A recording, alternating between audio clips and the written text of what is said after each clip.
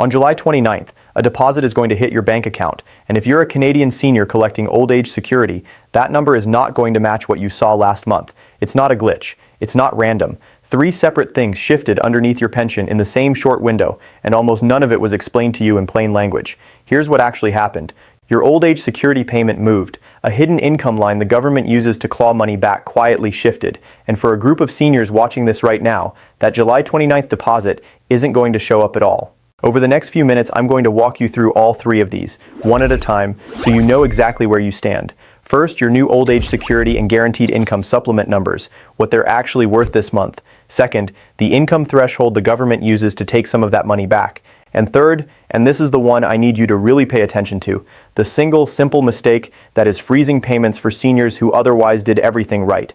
I'll tell you up front, that third one is the reason I made this video. It's the one that costs people the most money, and it's also the easiest one to fix, but only if you actually know it's happening to you. Stick with me, because by the end of this you'll know your new payment amount and whether you're at risk of losing part of it. For 15 years, I worked inside the systems that manage retirement income, pension calculations, and senior benefits in this country. The paperwork, the formulas, the quiet rule changes that decide how much of your own money you actually get to keep.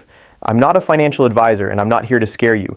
What I try to do is take rules that were written in a way that's easy to miss and lay them out in plain English, so you don't lose money you're actually entitled to. Let's start with the part that's good news, because there is some, and it applies to every single person collecting old age security in Canada right now. Your OAS payment went up. Every 3 months, the government is required to adjust old age security to keep pace with the cost of living. Inflation, groceries, rent, the works. The adjustment that kicks in for July, August, and September of this year works out to a 1.2% increase. Now, 1.2% over a single quarter doesn't sound like much on its own, I know, but here's what it means in real dollars, and this is the number worth holding on to. If you're between 65 and 74, your maximum old age security is now sitting at roughly $752 a month. If you're 75 or older, it's higher, around $827 a month. Pay attention to that gap, because a lot of people don't realize it exists. Once you cross 75, your old age security jumps permanently to roughly 10% more than what someone in their late 60s receives. That change was introduced a few years back on the reasoning that the oldest seniors have typically drawn down more of their savings and depend more heavily on this pension. So if you recently turned 75, your payment should have stepped up automatically. If it didn't, that's worth a phone call to Service Canada. Add up all 4 of this year's quarterly bumps, and old age security has climbed a little over 2% across the past 12 months, quietly in the background, without so much as a letter showing up at your door to explain it. So step 1, when that July 29th deposit lands, actually look at the number. It should be a touch bigger than last month's. If it isn't, that tells you something, and we're about to get into exactly why. Because here's the thing, the OAS increase is only one of 3 moving pieces, and honestly, it's the smallest one. Your GIS was just recalculated. The second change is bigger for a lot of you, and it can swing your monthly income by hundreds of dollars in either direction. This is the Guaranteed Income Supplement, GIS for short.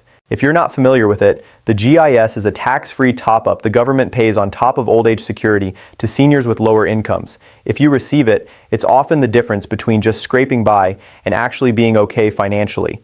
Here's the part almost nobody realizes about the GIS. It gets recalculated from scratch every single July, not once at retirement, every single year. And it's based entirely on one thing, the income you reported on last year's tax return. So the payment you'll receive from now until next July is built entirely on your 2025 income, the return you filed this past spring. Think about what that actually means, because this is where it gets personal. If your income dropped last year, maybe you cut back on part-time work, an investment stopped paying out, or a spouse passed away and household income fell, your GIS could go up this month, sometimes significantly, because the government now sees less income coming in. That could be money sitting there waiting for you that you don't even know about, but it swings the other way too. If your income went up last year, you pulled money from an RRIF, sold an asset, cashed out an investment, your GIS could shrink this month or stop altogether. If you weren't expecting that, a smaller deposit can come as a genuine shock. Either way, the maximum GIS for a single senior is now roughly $1,123 a month. And remember, that money is completely tax-free. It's not added to your income. You don't pay a cent of tax on it. Stack that on top of old age security, and a single senior with little other income could be receiving somewhere around $1,875 a month from these 2 programs combined. That's real money, and it's exactly the kind of money worth understanding down to the dollar. A real example, the GIS swing. Let me make this concrete, because this swing is what catches people off guard. Picture a woman, we'll call her Diane, 71 years old, living alone in Sudbury. Last year, she did a bit of part-time bookkeeping over the winter, just a few $1,000s, nothing major. This year, she stopped. When Service Canada recalculated her GIS this July based on her 2025 return, they saw her income had dropped, and her GIS went up by well over $100 a month. Diane didn't apply for that increase or fill out a single form. It happened automatically because the July reset finally caught up with the fact that her income had fallen. Now flip it around. Her neighbor, same age, pulled $8,000 out of an RRIF last year to fix his roof. Same July reset, but his income went up, so his GIS came down. If he wasn't expecting that, the smaller July payment would have landed like a cold shock. Same rule, same month, opposite outcome. That's the nature of the GIS. It's always looking 1 year back in the rearview mirror at income you've already reported. There's a version of this for younger spouses too, and people tend to forget about it. If you're between 60 and 64 and your partner receives the GIS, there's a related benefit called the allowance. If you've lost a spouse, there's the allowance for the survivor. Both are income tested, both get recalculated this same July using the same 2025 return, and both can be suspended for exactly the same reason the GIS can. Hang on to that thought, because we're coming back to it. The clawback line just moved. So that's 2 of the 3 changes. Your OAS is up, and your GIS has been recalculated based on last year's income. But there's a third thing that shifted, a quiet threshold most people have never even heard of. This one matters most if you've done reasonably well for yourself financially. It's called the OAS recovery tax. Most people just call it the clawback. Here's how it works in plain terms. Old age security isn't unconditional. Once your income rises above a certain line, the government starts taking a portion of it back. 15 cents of every dollar of OAS clawed back for every dollar your income sits above that threshold. And that line isn't fixed. It moves every July. For the period running from July 2026 through June of next year, the clawback threshold has moved up to $93,454. So here's what that means. If your net income is under roughly $93,000, you can relax. The clawback doesn't touch you at all. But if your income sits above that line, for every dollar over it, the government takes back 15 cents of your old age security. And because the threshold moved this year, the exact point where that kicks in is different than it was 12 months ago. Let me put a real number on it, because 15 cents on the dollar is easy to shrug off until you actually see it. Say your income this year comes in at $100,000. That's about $6,500 over the line. 15% of that is just under $1,000. So roughly $1,000 of your old age security gets clawed back over the course of the year. The further above the line you climb, the more they take, until eventually at a high enough income, your OAS is clawed back entirely and you're left with nothing. This isn't a rounding error for the people it affects. Here's why the moving threshold actually matters to you. Because it rose this year from about $91,000 to $93,454. The government is now letting you earn roughly $2,500 more before the clawback even starts. That's a small win if you're sitting close to that line, and it's exactly the kind of threshold worth planning around, because there are perfectly legitimate ways to manage your income near it. Splitting pension income with a spouse, so it's not all landing on one person's tax return. Drawing from a tax-free savings account instead of an RRIF in a year, you're close to the edge. Timing a large withdrawal for a year when your other income happens to be lower. None of this is a loophole. It's simply understanding where the line sits and stepping around it deliberately instead of tripping over it by accident. If you're anywhere near that threshold, this is a conversation worth having before the end of the year, not after. One thing that trips everyone up. While we're here, let's clear up a piece of confusion that catches so many people. Your old age security is taxable income. It counts, it goes on your tax return, and in a high enough year, it can even push you toward that clawback line. But your GIS, the top-up we just spent all that time on, is not taxable, not counted, not touched. 2 payments landing in the same bank account on the same day, treated completely differently by the tax system. I bring this up because it's exactly the kind of thing that makes a senior throw up their hands and decide the whole system is too complicated to bother with. And that feeling, I'll just leave it, is precisely what ends up costing people money.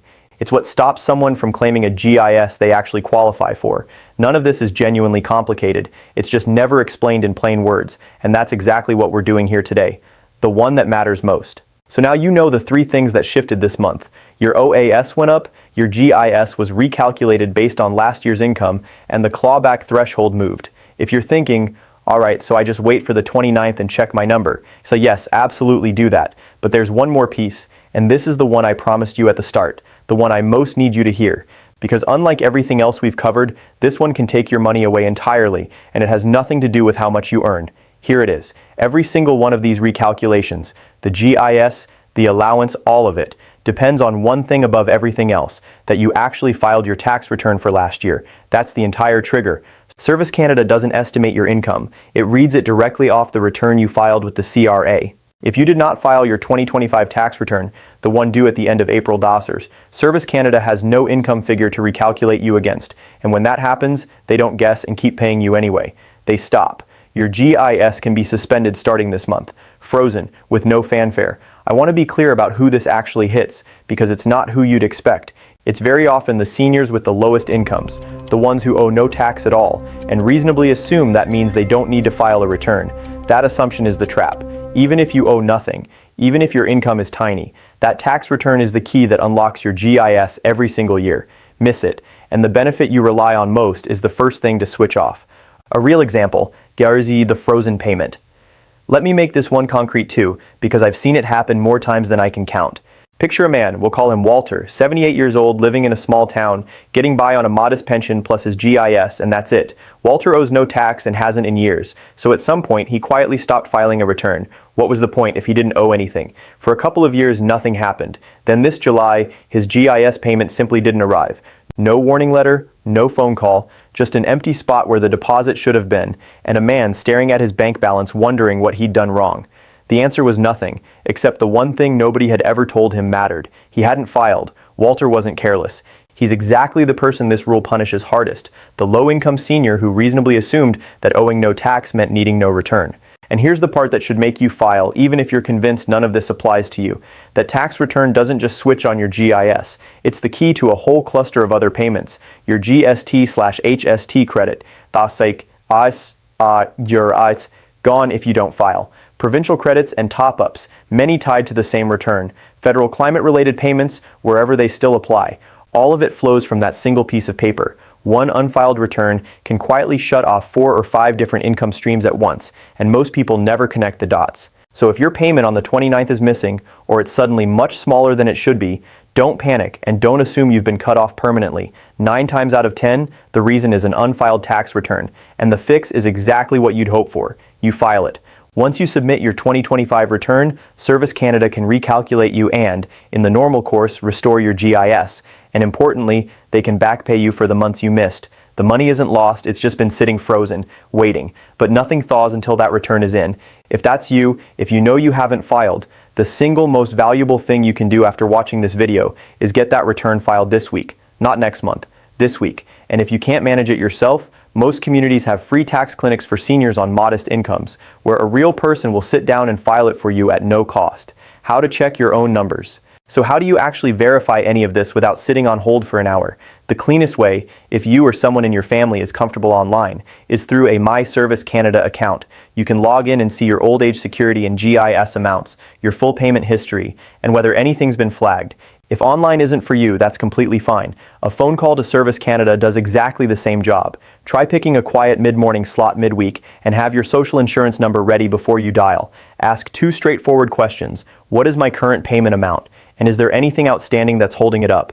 That second question is the one that surfaces an unfiled return. Your checklist.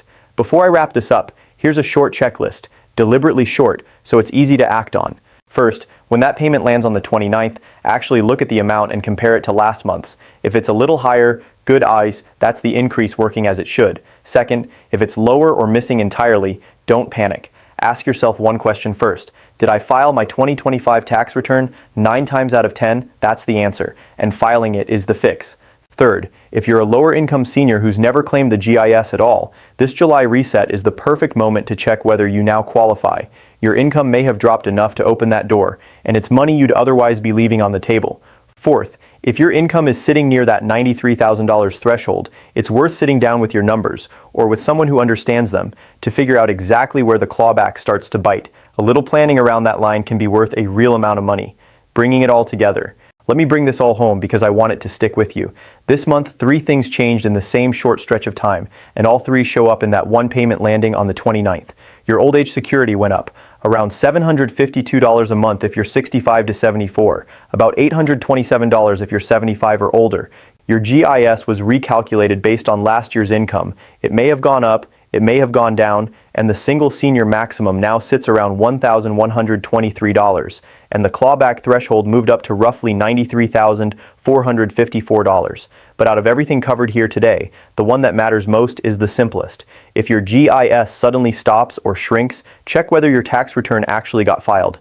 For the seniors who rely on this money the most, an unfiled return is the single most common reason a payment goes dark, and it's completely fixable. Here's the truth of it. The government isn't going to call you up and walk you through any of this. These changes happen quietly in the background, and it's on you to notice. The most powerful thing you can do is exactly what you're doing right now. Paying attention, knowing your numbers, and understanding where the traps sit before they catch you. If this helped you, do two things. Check the pinned comment and the description below, where the key numbers from this video are written out so they're there whenever you need them. And subscribe, because every week, another one of these changes gets broken down here in plain English, so you always know what's happening with your money before it happens to you. Look after yourselves. Check that payment on the 29th.